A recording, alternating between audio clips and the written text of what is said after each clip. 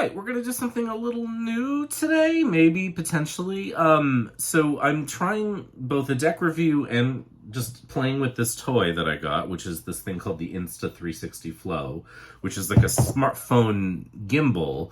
And if you can see, it's actually programmed to sort of like follow me without me having to do anything.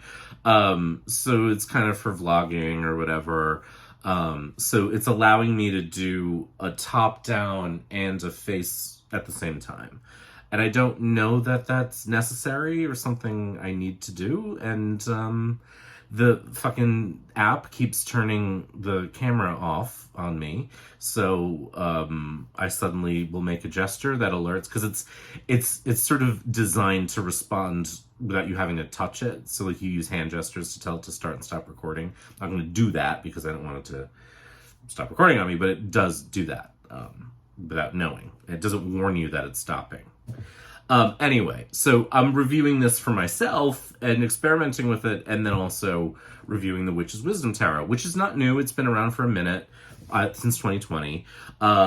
It just, it wasn't something I was interested in. I tend to be sort of allergic to things that Hay House makes, although this is not one of those, and there's another deck that's on my table over there that also kind of really liking. So who knows? Maybe things are changing there. I don't know. But anyway, my friend has been using this and really enjoying it. And so I thought, well, let me try. Let me look. So it's a tarot deck. I would say it sort of borders on being an oracle deck almost. But it's really good. And I want to sort of get out of the way that I really like it. And then anything I say that is contrary to that is just in the context of my nitpickery. So the Witch's Wisdom deck. Two witches, an American Wiccan high priestess and an English hedge witch, spent a year journeying into other realms together. The wisdom they received led to them creating a radical interpretation of the tarot for these times. Unlike traditional tarots, which guide the seeker to enlightenment by leaving the earth behind, they were shown a tarot for the earth, offering a profound and magical journey into the world, not out of it. Now, this guidebook does have some little moments where it's like, oh, but fortune telling, this isn't, kind of thing, like, if I remember right. So my one problem with the deck, so to just get it out of the gate, I'm not wild about, so it's a deck that's very based on the elements. Each suit is the element, and love that. I think most of the keywords that they put in the guidebook for each card could come from any suit, and I think even in many cases the suits themselves don't quite hang together as an elemental suit. And I'll show you some examples in the images that we'll see. But I just sort of find, like, for an elemental deck, I don't get the elements as strongly as maybe the intention was. Again, that's just me. We all individually have very strong feelings of, about those things.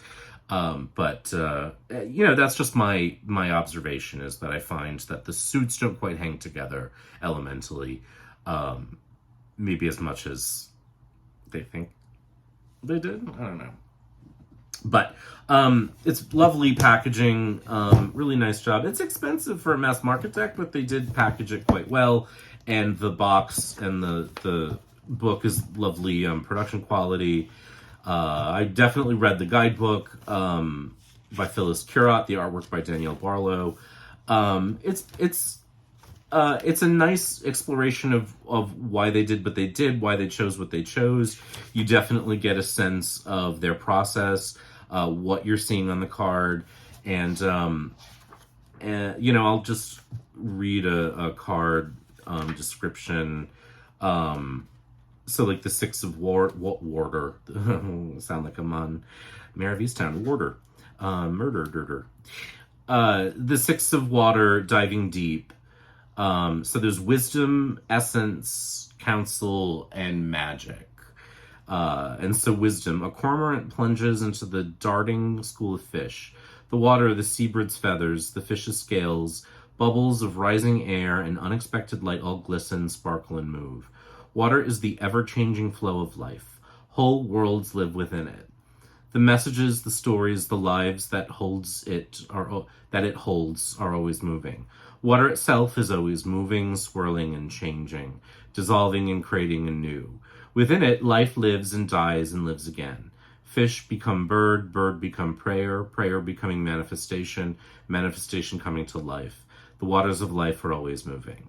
And then the essence is dive deep rather. Let go, go with the flow, unexpected change. Counsel, you cannot redirect the river of life. Instead, plunge in, surrender to it, dissolve in it, allow the molecules of your expectations, plans, and intentions to mix with the waters flowing all around you. Let go and let your heart become a vessel of understanding. Let it hold the memories of your life, all life. To remember, you must allow the waters to flow through you. Begin now, fill the waters of your life with stories before the cormorant appears. Magic, self-blessing. Fill a clear bowl with warm water, approximately 98 degrees Fahrenheit or 37 Celsius. Add 3 tablespoons of salt for the past, present, and future. Stir the water until the salt dissolves. Bless yourself with the salt water from which life first came. Remember, you too are a vessel. So that's sort of how the guidebook works. And you're going to want to read the guidebook because though the deck itself is, sort of in reaction to or in conversation with the Waite-Smith deck, it's not Waite-Smithy, and I'm thinking of the Waite-Smith Six of Cups in my head right now, and I can't even remember what it looks like.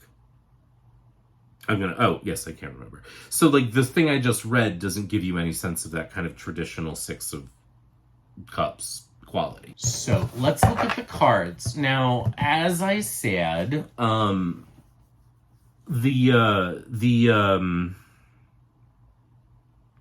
did I say? Oh, it's very suit-based. So we get or elemental-based. So we get the elements. I think when the deck comes in order, it starts with air, and then fire, maybe? I can't quite remember, but this is how I order it. You'll notice that I didn't put the majors first, and that's because they don't come first in the deck, in the guidebook. So, and when you read the guidebook, you'll see why. So, let's jump in and looking at the cards. So the cards themselves I love. The artwork is gorgeous. The cards are huge. This is a big, meaty, thick deck. And when I show you shuffling it later, you'll see that it's not an easy shuffle by any stretch. So it's about the size of an oracle card. It is about the thickness of an oracle card, and as such, it's not super easy to shuffle. I can do a riffle, but it's a workout. So here we go with the suit of fire. Again, it's very sort of earthy, natural world. It's a witch's wisdom tarot. It's about the world and the suits. There's no people in the pips, but there are people in the deck.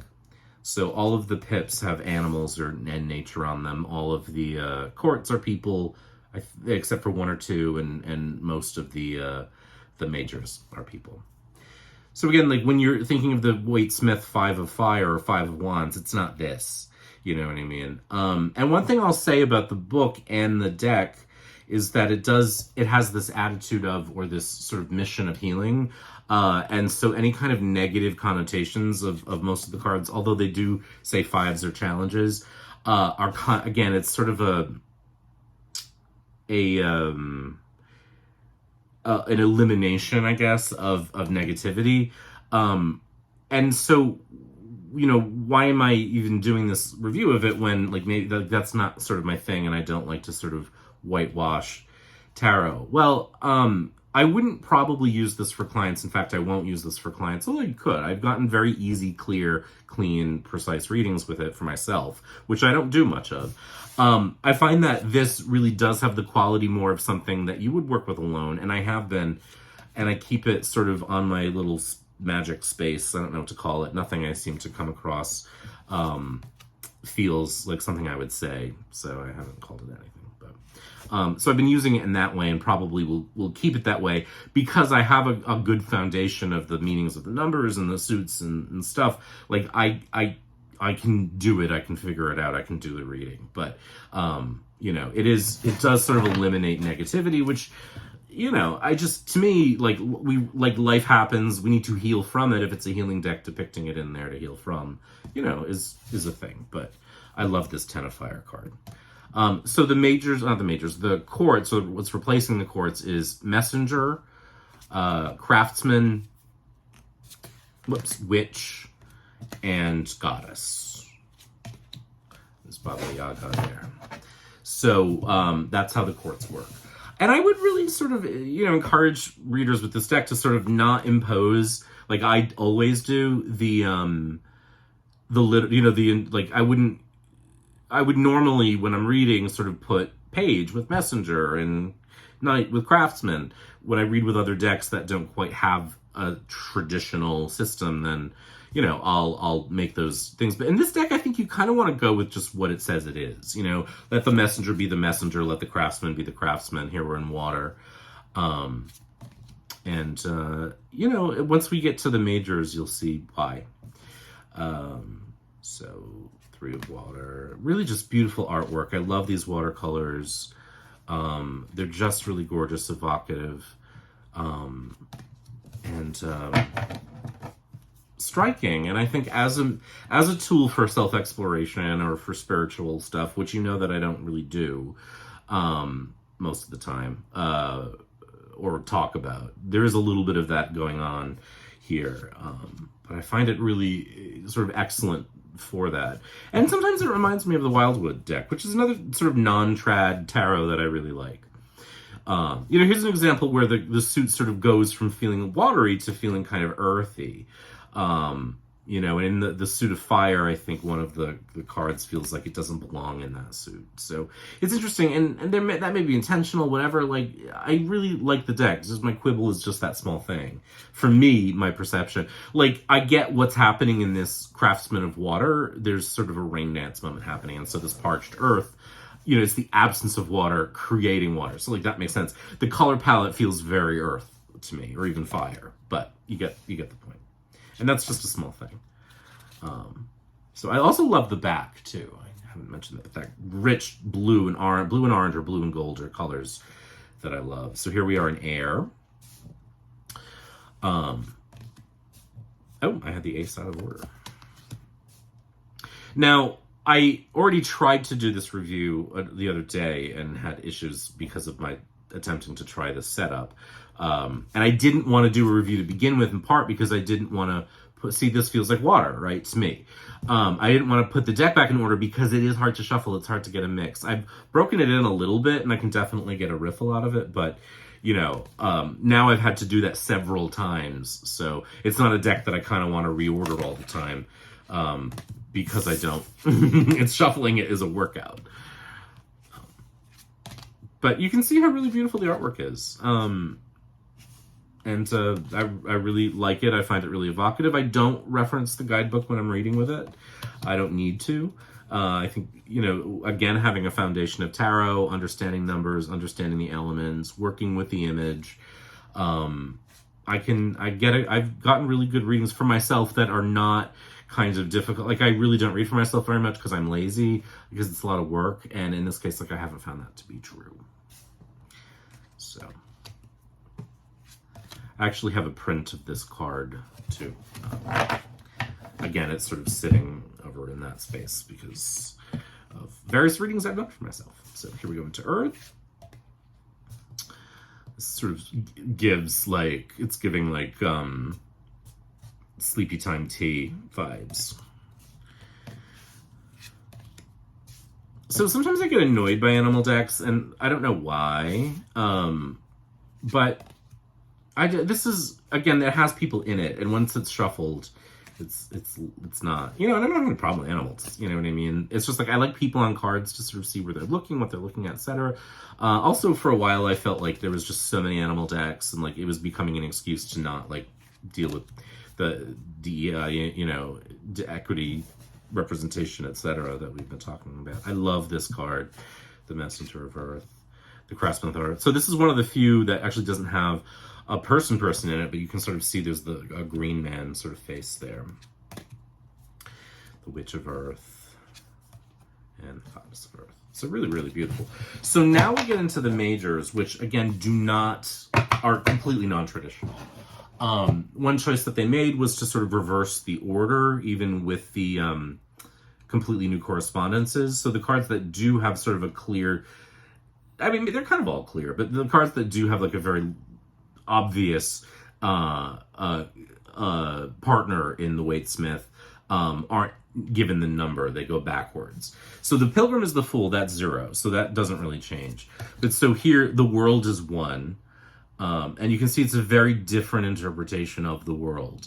And in the guidebook, I do find that the writing about the writing actually overall is good. The writing's great. It's just some things don't hang together, but I think the way that they write about the majors makes a lot of sense. Every main character, every person or main person in the image is the traveler, is the same character. They just are embodied differently by different races, genders, ages, etc. And there's always this little necklace. It's a little pentacle made out of an apple slice. That's sort of the indication that they're together. So here, card 2 is initiation. This would go with judgment. The sun remains the same, just on a different number. The moon and the star. So those are the same. The maze would be the tower. And again, like my sort of bristle sometimes where I'm like, that's not tarot. Like, what am I supposed? But like, this is a completely different thing. And as my friend said, who's been using this, like, we already have decks that do that. So why do we need another one? So to sort of use this to re-explore, like the devil corresponds to the ancestor here. And that's an interesting thing for me to work with as a reader. But also what I find, like I said earlier, is to not work too hard making those connections. Read the card as what it is. Because they're really getting at something in particular. So really just lush, gorgeous. Again, I really, really love the artwork a lot. And this is probably one of my favorite wheels in any tarot deck. I love the richness. The shaman instead of the hermit. We get strength, that's 14. So they do work backwards. This would traditionally be the chariot. This one reminds me a lot of the Shadowscapes. And some of the cards really do. It's one I don't love for some reason, but it's fine. The Wisdom Keeper, the Guardian. So the Guardian would be obviously the Emperor, and then the Great Mother is the Empress.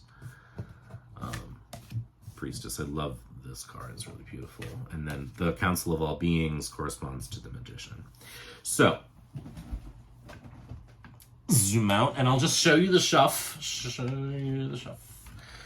I've got so much stuff everywhere. Just books and decks and things. My office is cleaner than it's been in probably a year, but it's still a mess. So you can, like, this is a workout. It overhand shuffles really nicely. It's big, but I don't, I don't begrudge at that. The Margareta Peterson is probably about this size, maybe even a little larger, but because the cardstock is thinner or more pliable, I can shuffle it in a way that I can't with this. So bridging is out of the question. And I have small hands, so if you have larger hands, this might be easier, but, if you've got dexterity issues or whatever, it's not an easy shuffle. And that's why I didn't want to put it back in order for the review. And, part of me was like, well, you don't have to. But in this case, I actually think that you do have to. Because the order matters. So I just have to shuffle it more aggressively. But I'll lay some cards out. I find it really lovely to read with. And I don't mean lovely in a sort of like easy, non-threatening, non-deep way. I mean easy in the sense that the things kind of the readings kind of spring to life. And when I'm reading for myself, that's kind of key. And while I've loved decks like the Wildwood, for example, I find that I have to reference the guidebook a lot. With this one, I don't seem to have to do that. Although it may have been in the past me fighting other systems that weren't more traditional like the Wildwood. Or another one I really liked was the Dreams of Gaia Tarot. Although one of the cards is bent in that, and they changed the cardstock on that too, and they took away the gilding, which I think is regrettable. But that's another kind of non-traditional one. But the imagery is also stronger and more specific in that deck, in the minors, where they're pretty neutral, they're pretty evocative. In some ways you might think of it as the, or similar to the Spacious Tarot, in terms of sort of leaving open space. All right, one more. So I'll just lay out my 9 card. Actually, when I'm doing this for myself, I'm either asking a series of questions and drawing one card as I sort of chat with the deck, or how are we doing on the frame there? Or doing 3 card pulls. So I haven't done like a full 9 card with this, but it does. It's not too big that I can't. But again, I don't know how many of those I'll do actually, because I really don't plan on using it for others. This seems to be something that I'm going to reserve pour moi. So you can see, again, I shoveled that pretty well, but we're, well, it's fairly balanced. So we've got the Rebirth in the center, and the 3 of Earth. I mean, that like feels very spring, the 3 of Earth and Rebirth coming together is like spring opening up. We have another 3, the 3 of Fire, and the Wheel of Life. So this feels very seasonal all of a sudden, like we're coming into spring, the Circle of Life, the Wheel of Life. Things are waking up, things are opening up, and we have the Messenger of Earth sort of pulling this message of rebirth and initiation. So it's sort of like, your mind is waking up to this message of like, oh, it's time to sort of renew your connection to your path or your progress. Balance here would be justice traditionally, the 7 of Earth and the 6 of Earth. So we have closeness here. So interpreting the minors for the first time in this spread, actually, well, no, I didn't see when I read. I don't necessarily go into all the details on the cards. Like I can come back to that later, but I was just sort of getting an overall story, which is something I tend to do here with this deck when I'm doing like my 3 cards. But like this relationship just felt immediate. It didn't matter necessarily that the 3 of Earth would be, collaboration traditionally in Waite-Smith, or expanding finances, say the 3 of Fire, similar like creative expansion or sex expanding or whatever. It just was about spring because of that 3-ness of the beginning of something. The Wheel of Life and Rebirth making this kind of triangle of spring.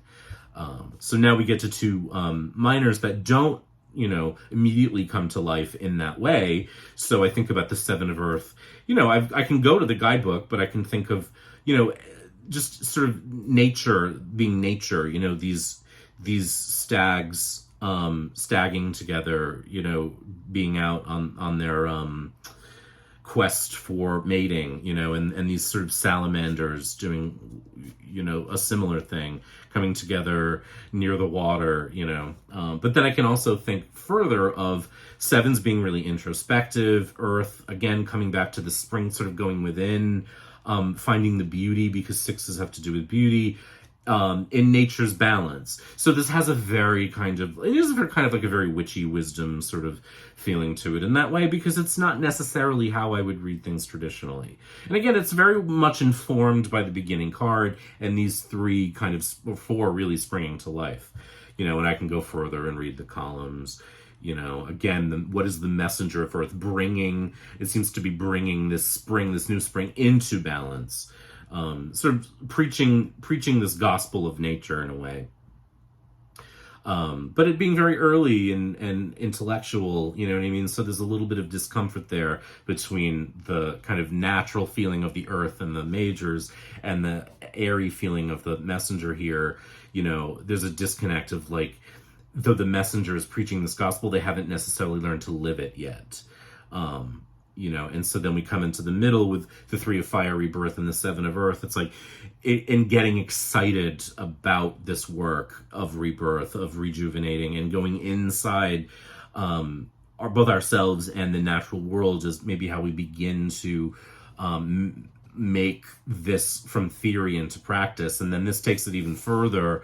You know, you could look at it literally by saying, okay, we're going to use the Wheel of Life. I'm going to start using the Wheel of the Year in my sort of self-initiation to this sort of beautiful earth-based practice. You know, I mean, does that sound like Tom Benjamin at all? No, it does not. And that's, again, why I probably will not use this for others. But Tom Benjamin does have another side where we want to, you know, I don't know why I'm just suddenly calling myself the Royal We, where I want to explore deeper things, you know, beyond. So it's interesting. It inspires a different part of me, and that's a personal place, which, again, I wouldn't necessarily have brought, but, you know, it's what we got. So, yeah, so I really like it. You know, aside from my little quibbles, I think it's a beautiful deck. I think it works really nicely. Gorgeous work. And, yeah, that's the Witch's Wisdom Tarot by Phyllis Curott and artwork by Daniel Barlow. Bravo.